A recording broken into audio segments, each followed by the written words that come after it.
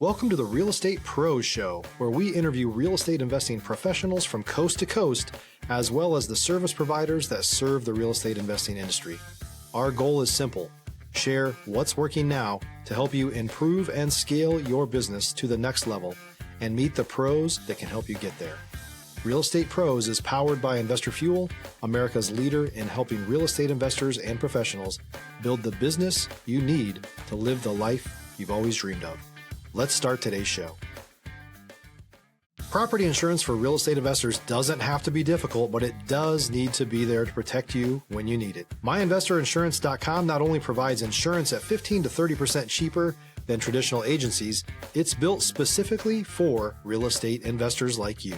You can set up an account in about 2 minutes, get quotes on properties, turn on and turn off insurance for your fix and flip or rental properties in around 2 minutes without having to talk to anyone directly, all through our portal. There's no better way or faster way to make sure you've got the coverage you need to protect you, and no more lengthy policies either.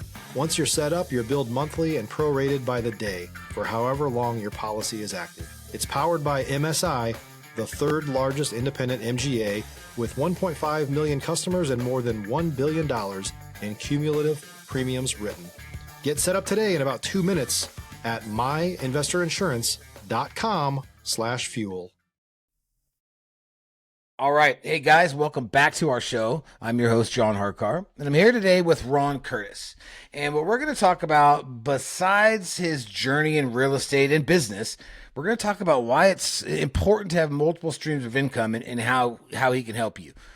Guys, remember, at Investor Fuel, we help real estate entrepreneurs, real estate investors, service providers 2 to 5x their business by providing tools and resources to grow that business, which also, really helps build a life that they want to live. So, Ron, welcome to our show. Thanks for having me. I'm excited to be here. Yeah, man. And I'm excited to talk about multiple streams of income. I think that's extremely important. And I think a lot more people are starting to understand that, but it's always good to hear about it. But before we dive into the weeds, why don't you tell our audience a little bit about you, kind of your background, your journey in business and real estate? All right, great. So my name is Ron Curtis. I'm a native Washingtonian. Pretty much I have a background in financial literacy and real estate. I got $10,000 in a credit card debt right out of college. And after that, I got myself out of it, started a credit repair business, and just started diving into a lot of entrepreneurship activities. I've had everything. I've done drop shipping, vending machines, a rental car business.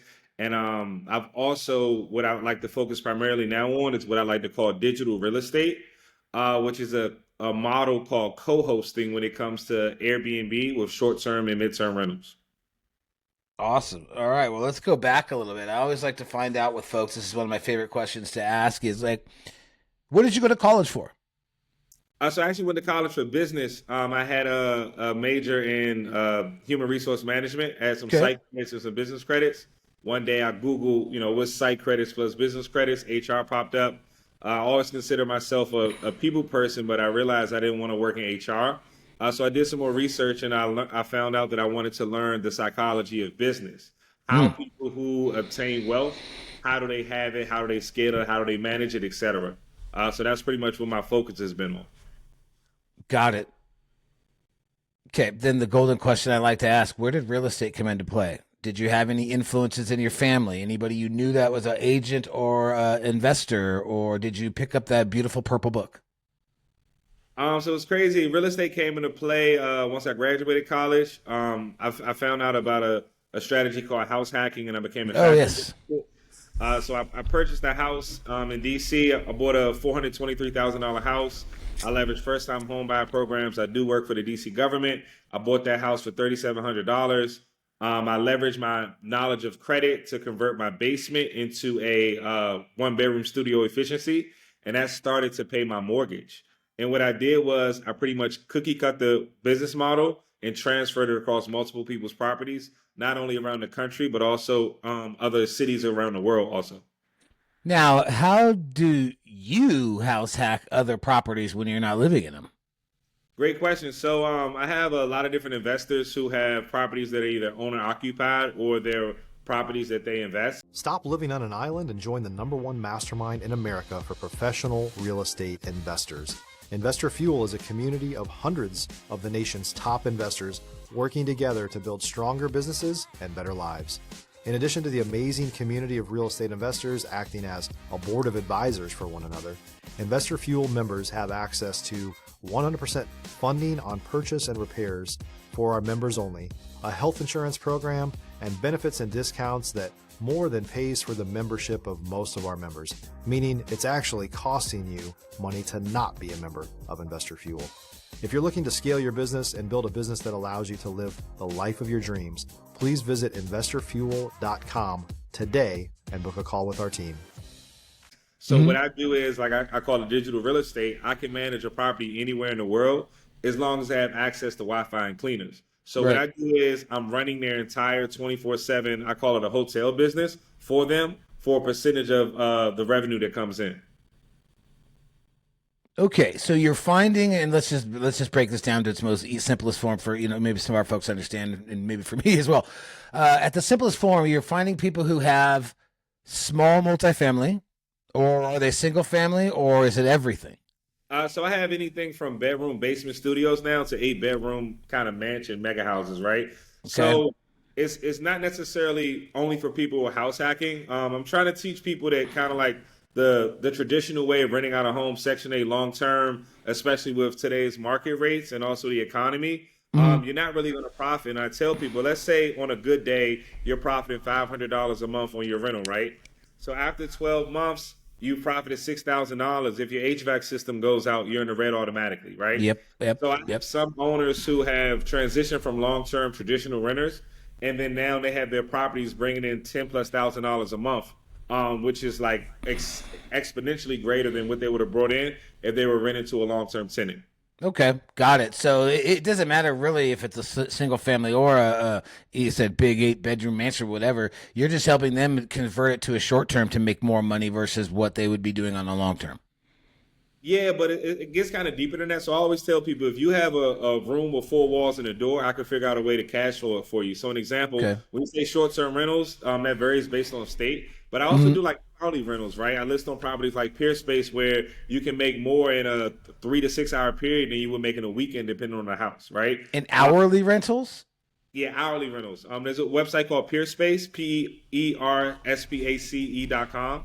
And like, let's say we wanted to shoot this podcast in person. We can go rent this property for 2 hours. Oh, got it. And shoot it. So I've had news interviews. ESPN reached out. That's interesting. Like to go parties, watch the NBA finals, all types of stuff. So I list on multiple platforms to increase the visibility, which, then in turn leads to maximize revenue potential. Man, that's interesting. I've never, I've heard of a room by the hour, but those are sometimes where people don't like to have those type of people by room by the hour. Yeah. But I never heard about that, but that makes so much sense because if you got someone coming into town, you want to rent have a nice little meeting spot. That's awesome. So how did you get into that part? Like, how did you house hacked a house. And then at that point, did you find mentorship? Did you find a specific mentor that was doing that? Actually, no. So I'm a self-starter. I actually don't have any mentors in this space. So I just consider myself a student of the game. My dad's a principal. My mom's a teacher. They're both retired. And I've always had a passion for learning. So like, I like listening to books, reading books, listening to podcasts, and also, going on YouTube University, like soaking up as much knowledge as I can. So I got into it. I actually read a book. It's a CEO of Bigger Pockets Podcast. His name is Scott. Yeah. And he wrote a book called Set for Life. And during the pandemic, I listened to it. It talked about how you can save your first $25,000 to start house hacking. And I actually implemented those strategies. And that kind of gave me the push that I needed to go and purchase my first house. And then I started doing this business model across multiple properties. So how are you finding these owners, these operators? So my lead generation is basically based on really social media, like in doing good business. So I have a lot of referrals, client-to-client referrals. And like I mentioned earlier, my background is in financial literacy. I consider myself a financial literacy coach, and I had a credit repair business. So with me fixing people's credit, I had a pipeline of referrals, which are realtors and lenders, right? If you're looking for consistent, high-quality leads, look no further than Investor Machine. Investor Machine isn't just another agency. It's the most sophisticated, data-driven lead generation company on the planet for real estate investors, and serves the role of being not just a lead generator for your business, but a marketing partner that is helping you achieve your goals along the way.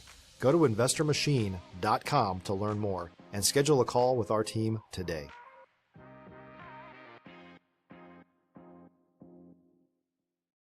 And if I've fixed multiple people's credit for these realtors and lenders so they can close on their homes and get commissions, now that they know that I do short-term rentals, now that people are having problems paying for their homes, they start referring those same or new clients to me.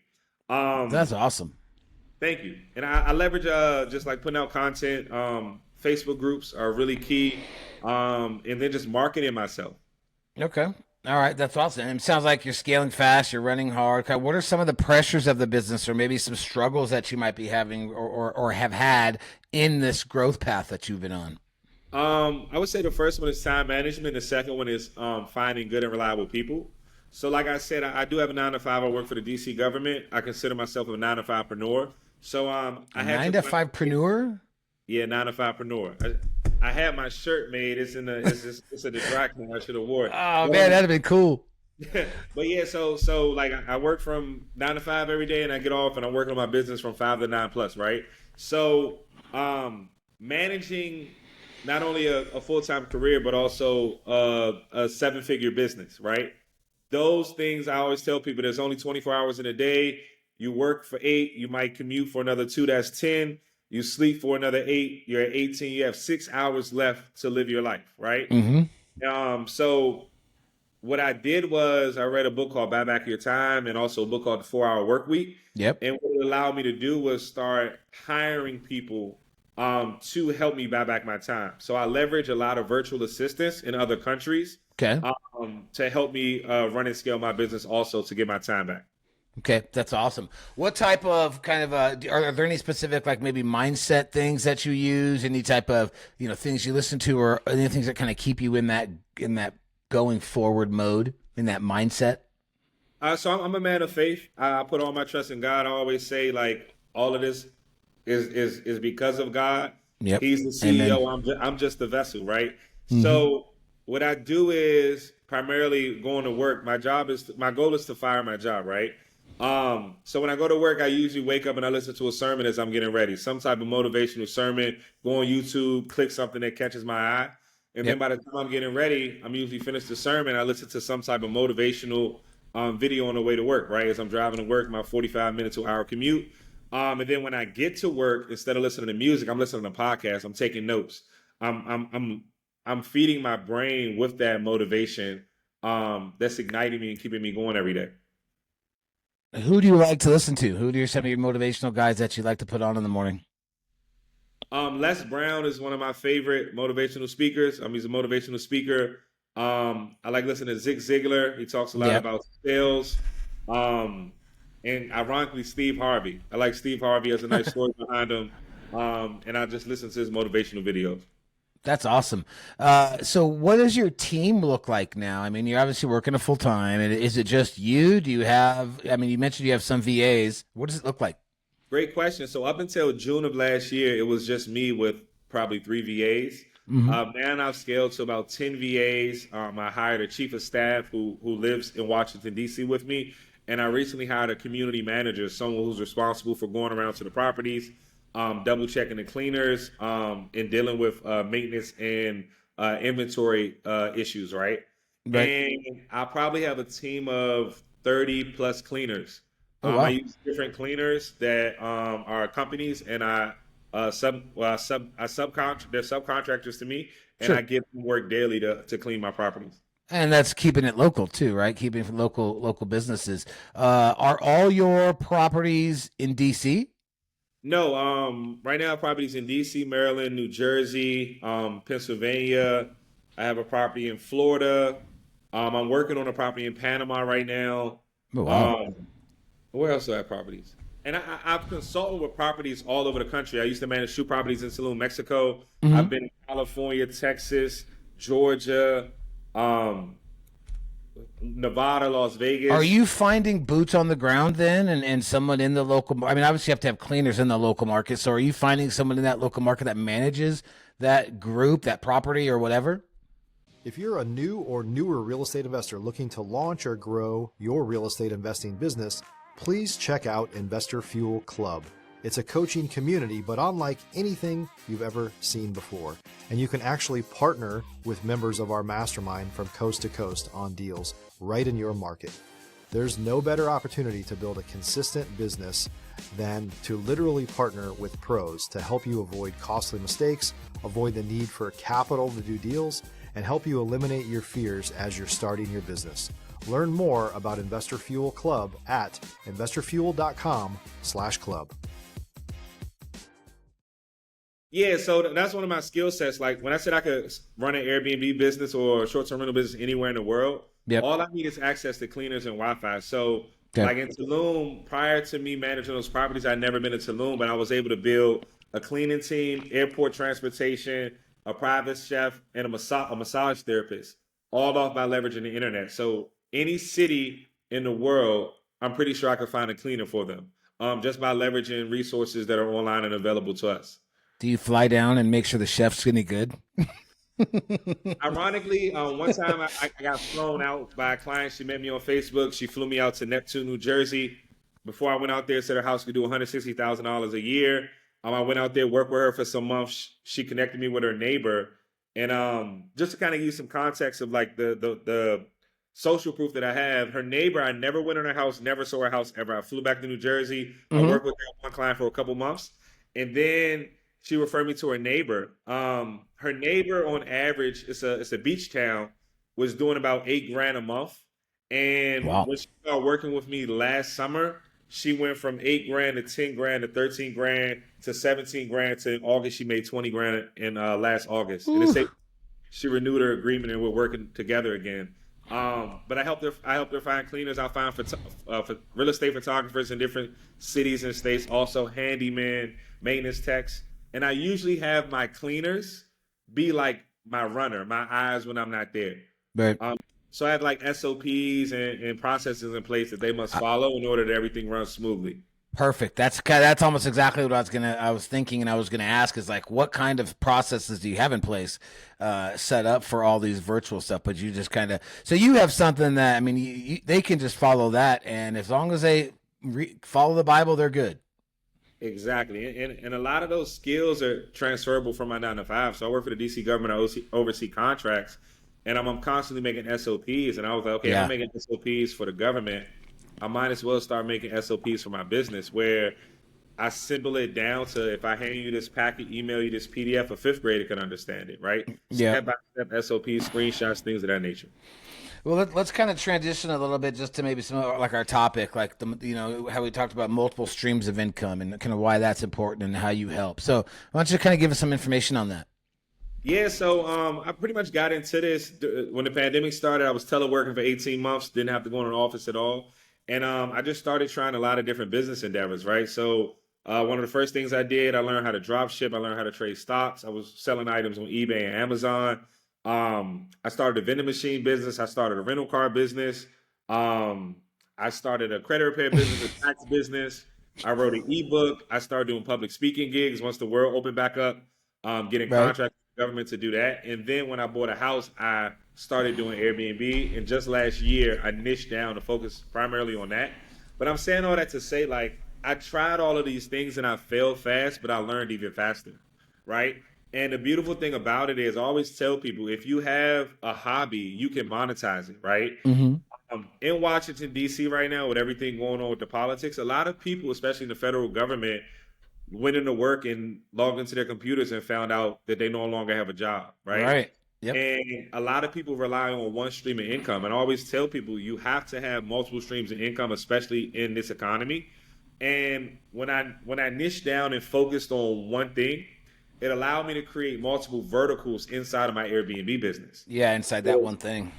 Exactly, that one thing. I read that book also, and it helped me realize, like, you have to find different verticals whatever you're focused on. So now I make money in multiple different ways inside of my one business, and it's all centralized instead of, having rental cars breaking down, uh, doing consultations, repairing this person's credit, like Mm-hmm. to this speaking gig. Like, so now it allows me to like centralize and focus more. But all in all, it is very important to have more than one stream of income in 2025. Yep. Yep. No, and that's 100% true. I mean, you can't put all your eggs in a basket, especially in the economy that we're in. But I like what you're talking about as far as, and I'm seeing more of that in a lot of my conversations, is taking what you're in vertical, getting vertical and finding different ways within that to make money. So, if you're a flipper and you maybe do lending too, and you do other things within the business, so it's great. If someone wanted to get into the business, of what you're doing, what kind of advice would you give them? I mean, is there any like tools or resources that you would recommend to kind of set them up for success? Yeah, I mean, the first one I would say is reach out to me. My Instagram is wavy, WAVY_STAY. I'm an open book. I put a lot of value and free game on there. Also, it's the same on TikTok. And another thing, if someone wants to get into the short-term rental space, there's Airbnbs in every major city in the world. Yep. And a lot of people don't understand, who have Airbnbs, that this is a business, right?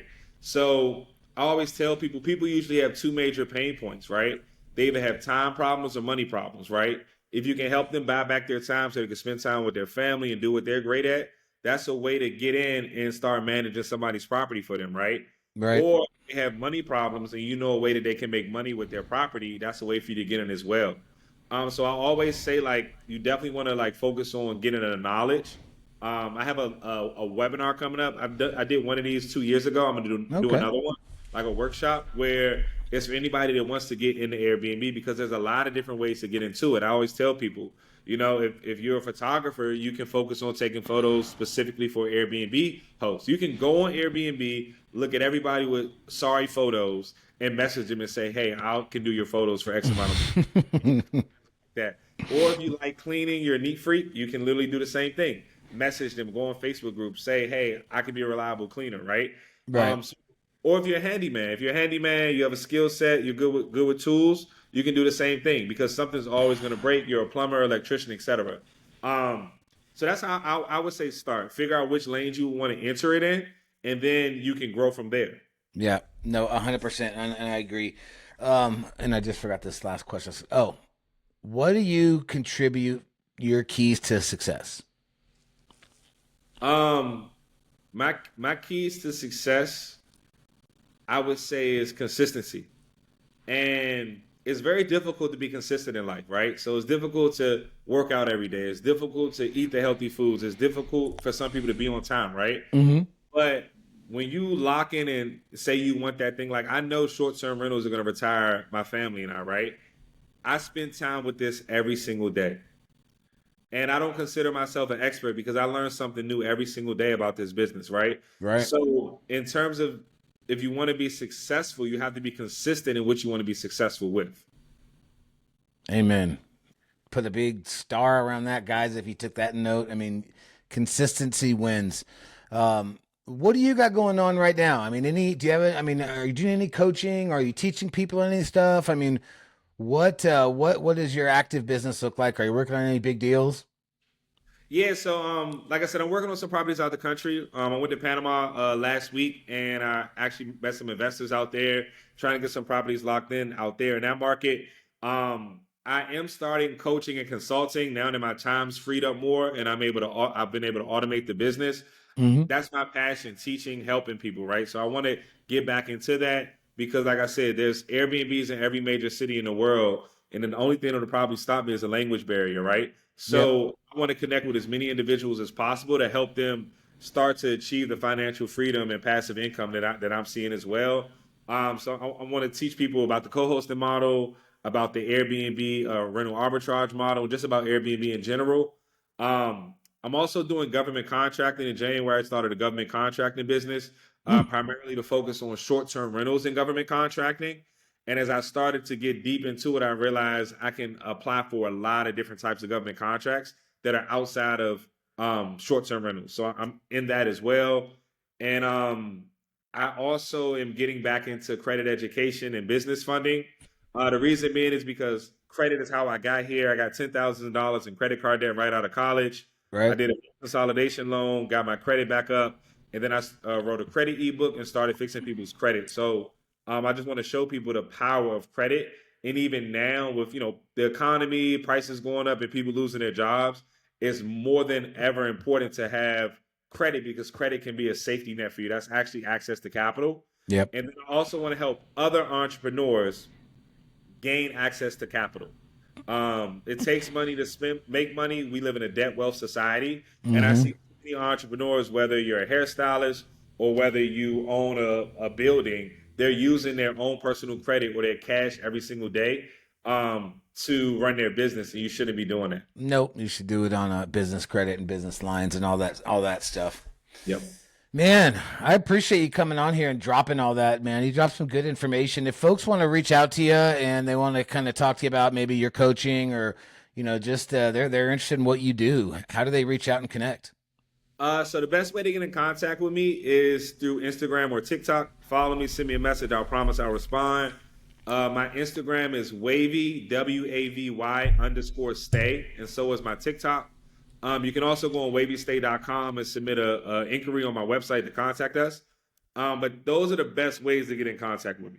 Awesome. And then, we'll take all that stuff. We'll put it down in the show notes so everybody can reach out. Guys, I hope you enjoyed the conversation, the podcast. I mean, I really did. This is very interesting, and I'm intrigued. I hope you took some good notes.